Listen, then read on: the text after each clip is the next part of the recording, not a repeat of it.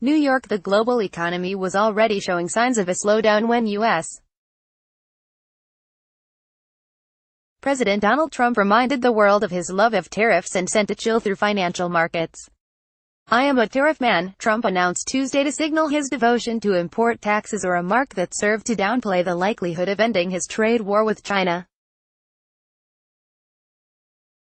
Stocks sank across the world, in part over fear that an escalation in tariffs would choke off economic growth and possibly send a global slowdown into a recession.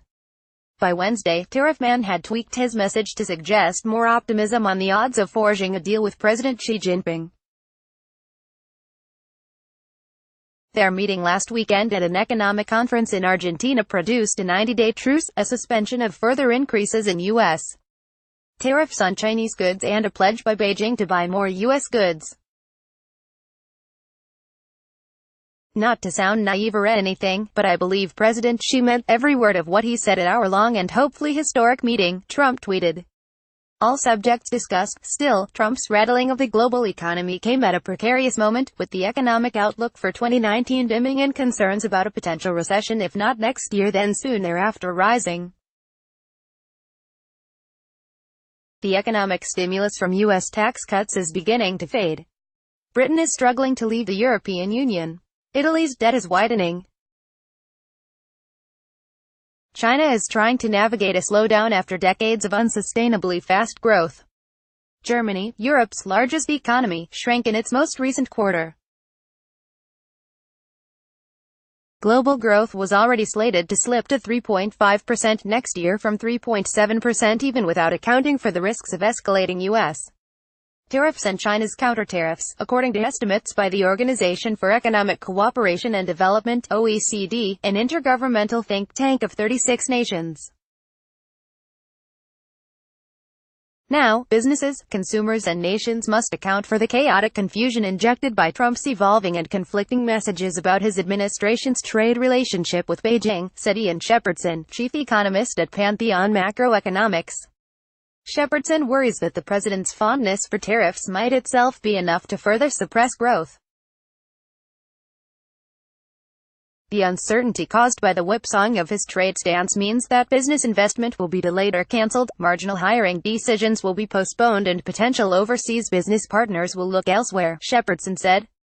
Trump imposed tariffs of 10% on $200 billion, 23 trillion yen, worth of Chinese goods in September. Those tariffs were set to rise to 25% on Jan. 1. The president had also threatened to impose tariffs on essentially all the remaining goods from China that aren't already subject to his higher tariffs. The Trump-Xi dinner negotiations, though, led the two sides to hit pause and agree to 90 days of negotiations. Trump says he wants to shrink a gaping $336 billion U.S. trade deficit with Beijing, the gap between how much America buys from China and how much it sells, and stop the Chinese from stealing or forcing the handover of U.S. technology and intellectual property. Complicating the problem is that all this is happening against the backdrop of weakening growth around the world. The economy of the 19 countries that use the euro currency, for example, stumbled in the July to September period. Its quarterly growth halved to 0.2%. Worries escalated after data showed that the economies of Italy and Germany, which relies on global exports, shrank during the quarter.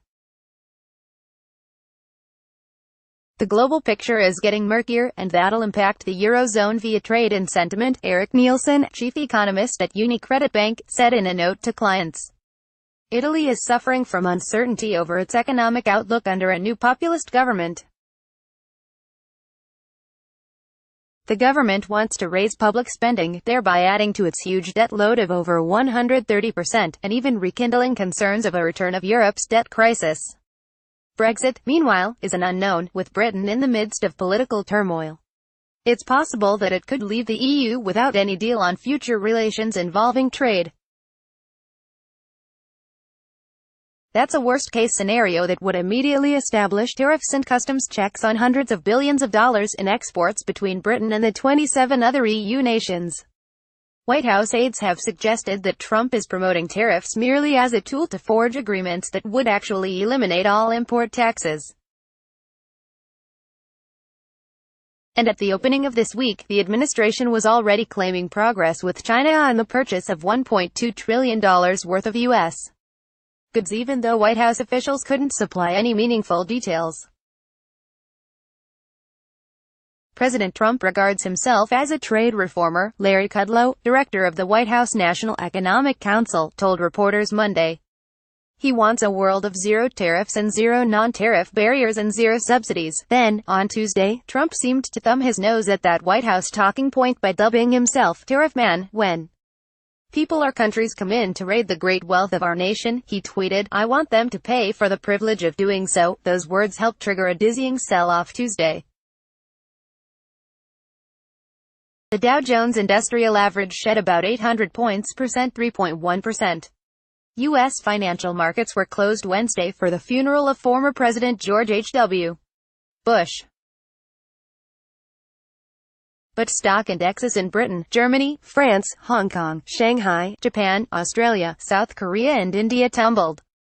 The problem for the global economy is that tariffs tend to inflate prices, depress trade and reduce the incomes of everyday workers.